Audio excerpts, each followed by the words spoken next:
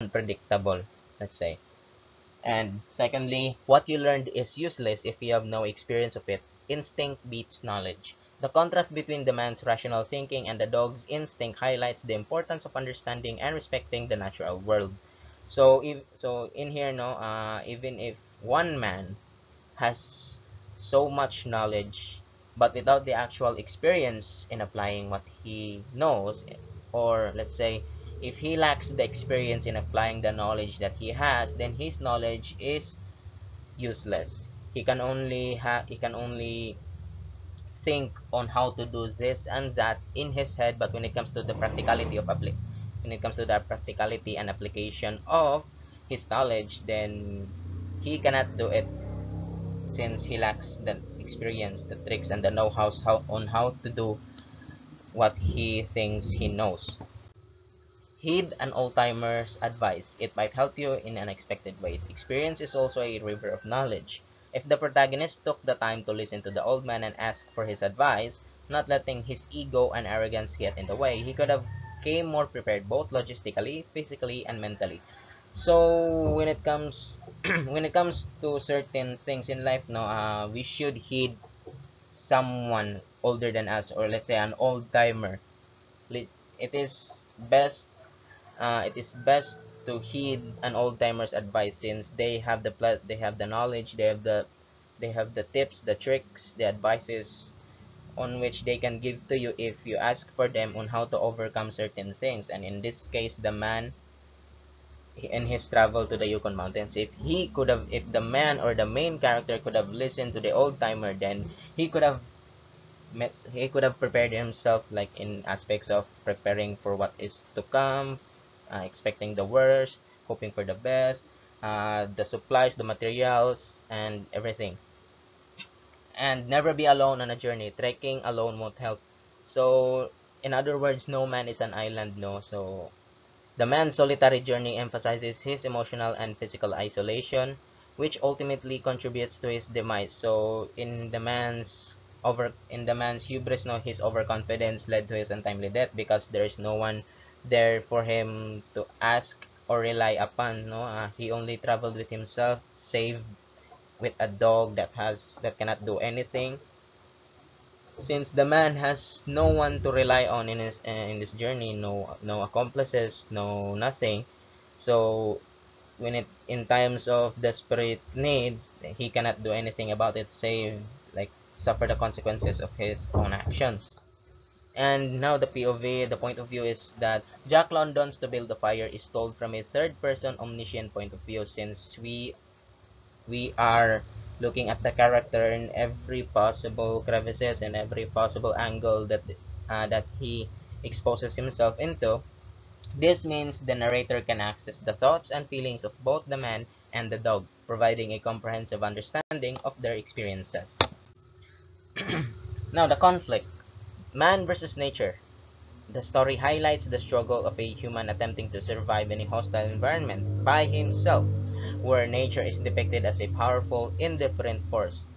Because, like I said, nature is indifferent. Nature does not care about what you do and what you will do. It only is there for you to suffer its wrath. The man underestimates the cold and disregards the warnings of experienced travelers, the old man in particular, leading to his downfall. Man versus self. The man grapples with his own judgment and instincts, struggling to understand and respond to the extreme cold. His initial belief in his ability to overcome the conditions contrasts with the dog's instinctive awareness of the danger. So knowledge, like I said, no, the theme really supports this well, man. In this conflict, no, the theme really goes full circle into being agreeable. The symbolisms found in this story are as follows: the fire. The story's title and the man's desperate attempts to build and maintain a fire underscore its significance as a symbol of life and protection against the cold. Because fire, water, heat, cold, they're contrasting each other, no?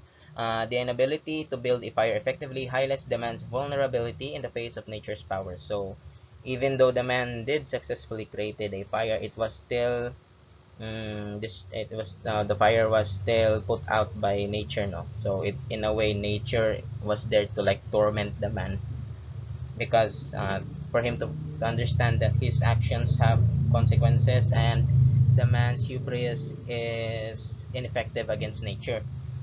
The Yukon landscape.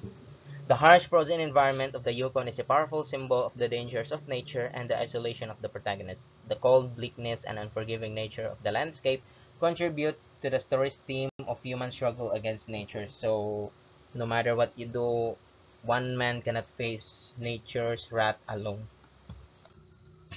The dog, or a wolf dog, as depicted in other sources, no, it is a wolf dog, represents instinct and a natural adaptation to the harsh environment. Its ability to sense the dangers of the cold and its instinctive understanding of the need for warmth contrasts with the man's more calculated and ultimately flawed approach. So, instinct beats knowledge. Again, the theme goes full circle with this. The old man of Sulphur Creek. So, the character of the old man, whose warning the protagonist disregards, serves as a symbol of experience and caution, highlighting the consequences of ignoring nature's wisdom. So, since the old man is experienced enough to know the dangers found within the Yukon mountain range, disregarding an old timer's advice really could only bring more harm than good. And like I said, no, the themes goes full circle with symbolisms found within the story. And lastly, the snow that fell into the flame represents the totality of unpreparedness and human arrogance. The snow became the anchor that ultimately made the man slowly realize the futility of his struggles, and thus begins his transformation from a confident and proud man into a frantic and panicked one being humbled by nature at the cost of his life.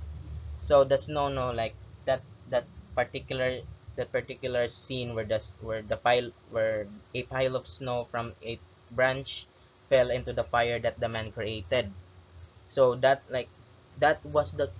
became the turning point for the main character, no, to realize that he is in fact in grave danger, and his overconfidence turned into desperation to survive, desperation for survival, which ultimately became, like ineffective. No, his hubris cost him his own life. Even though the main character, was humbled by nature's force, it costed him his own life. So the issues, no, like in all honesty, like it is already said here, no, I typed this myself because in all honesty I see no issues conflicting with the book. I look for multiple sources and non-indicated issues as a reference for argument. So the story's philosophical avenue revolves around existentialism, which is a branch of realism.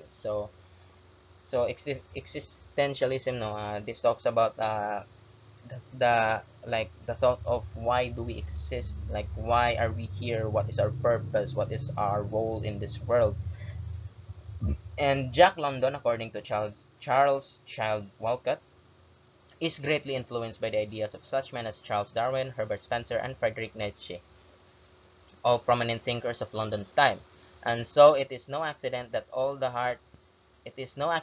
heart of the story lies an existentialist theme. So the more I dig deeper into the web, no, to look for issues regarding this particular book, or this particular version, I cannot find really any arguments that criticizes this book, since this book was highly up, highly acclaimed. It was highly regarded as a one of the best books that focuses on a certain theme, on a certain philosophical view. So yeah, I cannot really find any issues regarding the book. So the influences, no, to Jack London's To Build the Fire significantly influenced later literature by establishing naturalism and exploring themes of survival and the human struggle against nature. The story's depiction of the harsh Yukon environment and the protagonist's fatal ignorance of nature's power became a blueprint for portraying the destructive force of the natural world in other works, such as Pincher Martin. So I can also In all honesty, no, I can only find one prominent book or author that is greatly inspired by Jack London's To Build a Fire. So Pincher Martin by William Golding. The plot of Pincher Martin surrounds the survival and psychophysical, spiritual, and existential plight of one Christopher Hadley, or Pincher Martin, a temporary naval lieutenant who believes himself to be the sole survivor of a military torpedo destroyer that sinks in the North Atlantic Ocean. But the most surprising part of this story is that, uh, let's just say, he there is no survivor. No one survives the incident.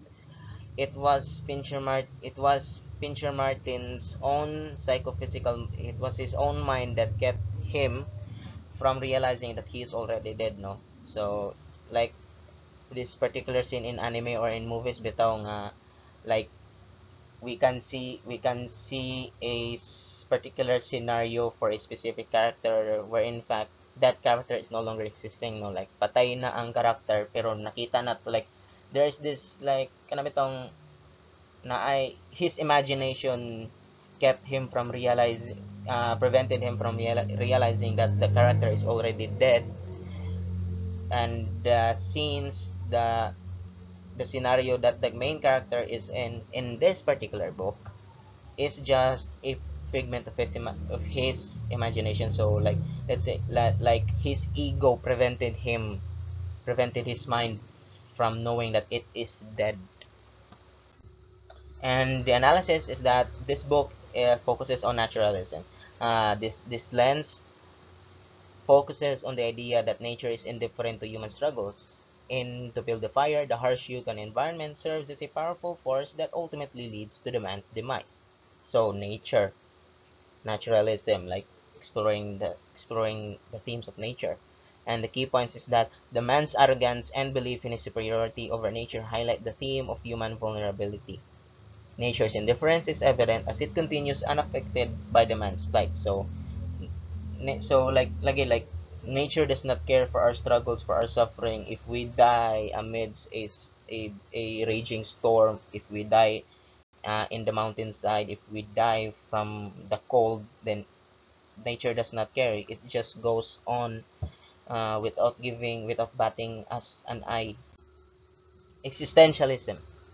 This perspective examines the individual's struggle for meaning in a seemingly indifferent universe. The man's journey reflects his isolation and the existential crisis he faces. The key points are that the man's solitary journey emphasizes his existential struggle against the cold and his own limitations. His ultimate failure to survive raises questions about the meaning of life and human condition. Lagi like existentialism now focuses on the thoughts of why are we here, why do we exist, what is our purpose, what is our role in this world, and what is our end. And we have eco-criticism. This lens focuses on the relationship between literature and the environment. It examines how nature is portrayed and the human impact on it. Key points. The story highlights the consequences of human arrogance towards nature. Yes, because the man in his overconfidence did not take the environment on which he is in very seriously, which leads to his death. And it also emphasizes the need for harmony between humans and the natural world now. And we can also take on other criticisms like the feminist criticism. Although the story primarily features male characters, a feminist lens can explore themes of masculinity and the rejection of traditionally feminine traits such as vulnerability and emotional awareness. And this is highlighted in the story through these key points. The man's rejection of emotional connection and reliance on brute strength can be critiqued as a toxic form of masculinity. Yes, because his overconfidence, his perceived wisdom, no, is like in a way toxic siya kay the man does not like the man does not confront his emotional side, no, and he only focuses on his masculinity, his pride, his ego. The dog, as a symbol of instinct and survival, contrasts with the man's rationality and pride. Like I said, no, the dog is there like to show that this is what the main character lacks. the main character lacks basic instinct. The man lacks environmental awareness because he is focused on his pride and his pride and his